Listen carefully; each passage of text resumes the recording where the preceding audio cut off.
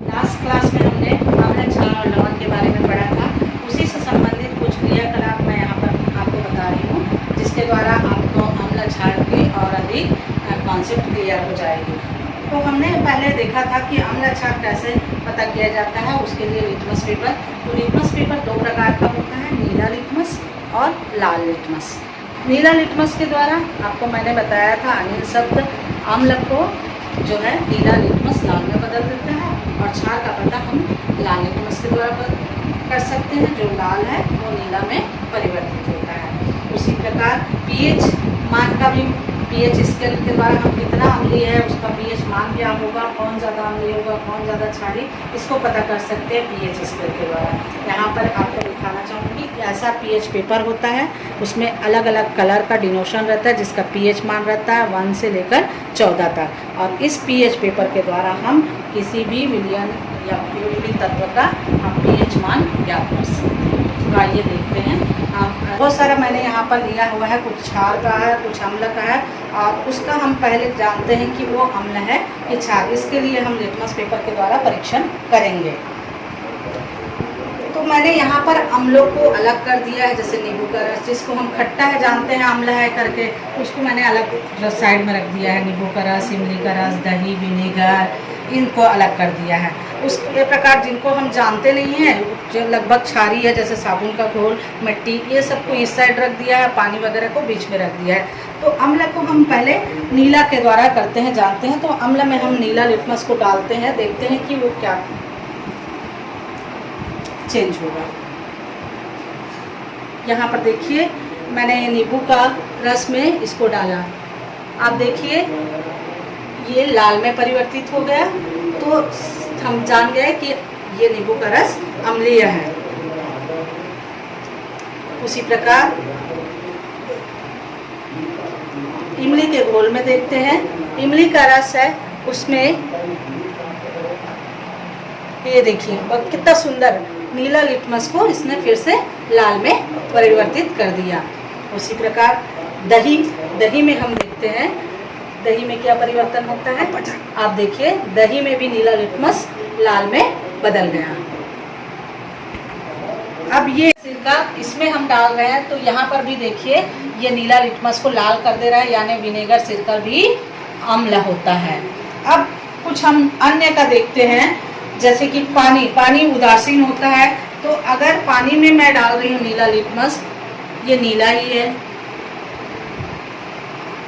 और लाल को डाल के देखते हैं कि ये क्षारीय है कि नहीं, पता चल जाएगा।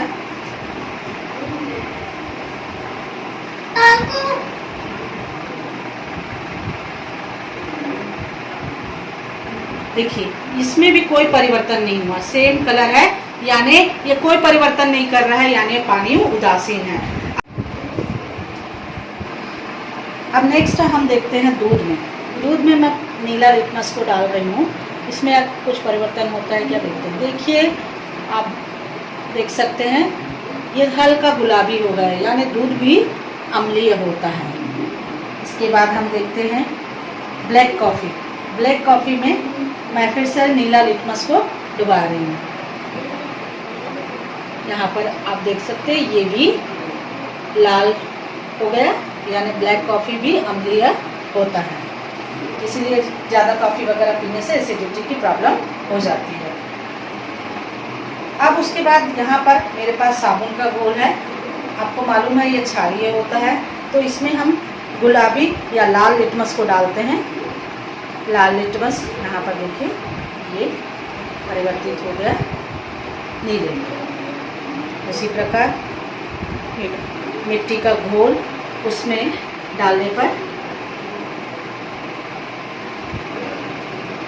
मिट्टी में बहुत कम क्षारीयता या अम्लीयता रहती है, इसलिए बहुत कम इसमें चेंज होता है। हल्का इसमें नीलापन आ रहा है, बहुत कम, यानी बहुत कम क्षारीय है। अलग अलग जगह की मिट्टी में अलग अलग अम्लीयता या क्षारीयता पाई जाती है। उसके बाद घरों में जो हम पकौड़े वगैरह बनाते हैं उसमें जो सोडा डालते हैं, जिसे खाने का सोडा कहते हैं, सोडियम बाइकार्बोनेट, उसमें मैं डाल रही हूँ ये लाल लिटमस को। तो ये भी नीला हो गया है, यानी ये भी क्षारीय होता है। तो इस प्रकार से हम लिटमस पेपर के द्वारा पता कर लेते हैं कि वह विलयन या जो वस्तु है क्षारीय है या अम्लीय। अब कितना अम्लीय है कितना क्षारीय, इसका पता किया जाता है पीएच पेपर से।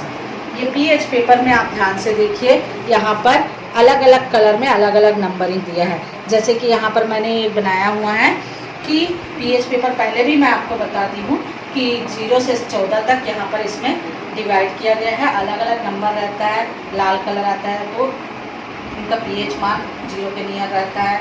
एक या ये बहुत ज़्यादा अम्लीय जो रहते हैं वो 7 से कम रहते हैं, अम्लीयता बढ़ती जाती है, और 7 से अधिक होने पर क्षारीयता बढ़ती जाती है। तो जैसा इस पीएच पेपर में कलर आएगा, जिस कलर आएगा उस कलर के हिसाब से हम इस पैमाने के द्वारा उस जो जूस है या जो वस्तु है उसका हम अम्लीयता या क्षारीयता पता कर सकते हैं। तो देखते हैं, सबसे पहले हम नींबू का रस में डालते हैं।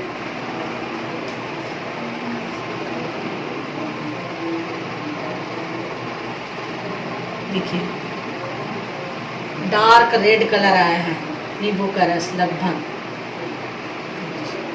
तो इस तरीके से ये इसका कलर मिलान करके हम देख सकते हैं कौन क्या पीएच आ रहा है। इमली का रस, इसमें भी पीएच देखिए इससे कम आया, थोड़ा सा नींबू के रस से कम। दही,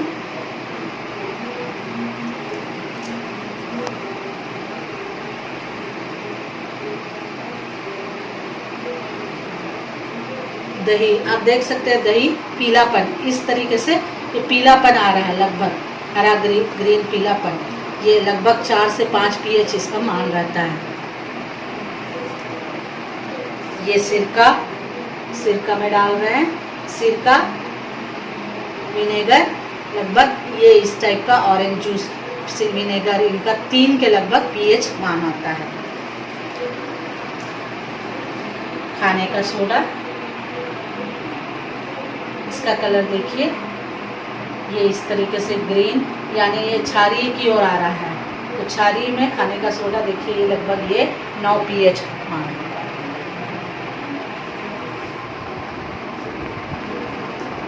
साबुन का घोल देखिए एकदम डार्क हो गया, लगभग और अधिक डार्क हो गया साबुन का घोल। ये 12 के पीएच लगभग इसका मान आ रहा है। इसी प्रकार मिट्टी का घोल का देख सकते हैं, इसका मिट्टी का घोल का अलग अलग पीएच माना हो सकता है। कभी कई जगह का मिट्टी कम क्षारीय रहता है, कई जगह का अधिक क्षारीय रहता है। तो यहाँ लगभग देखिए हल्का ग्रीन आ रहा है, ये लगभग यही 8-9 के बीच इनका पीएच मान रहेगा। पानी,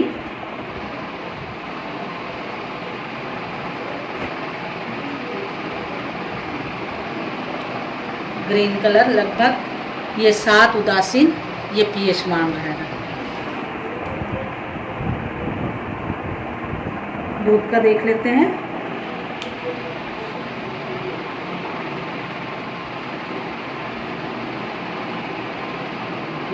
लाइट, इसका एकदम लाइट कलर आता है, ग्रीन में लाइटिश ग्रीन। तो इसका पीएच मान लगभग 6 के करीब नियर आता है। इसी प्रकार ब्लैक कॉफ़ी,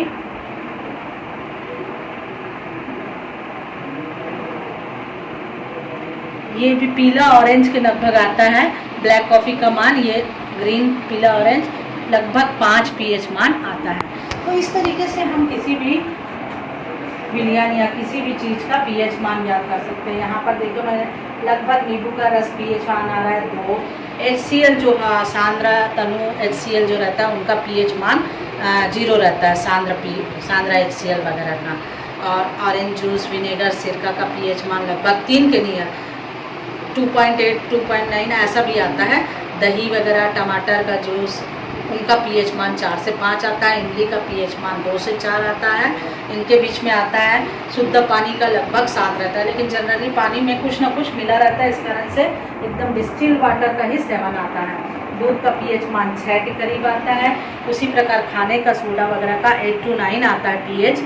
साबुन का घोल का 14 12-13 ऐसा पीएच मान आता है। कैल्शियम हाइड्रोक्साइड चूने का पानी, उसका पीएच मान 12 से 13 के बीच आता है। तो इस प्रकार हम पीएच स्केल के द्वारा कितना वह उसका अम्लीयता या क्षारीयता है उसका एग्जैक्ट मान याद कर सकते हैं। और लिटमस पेपर के द्वारा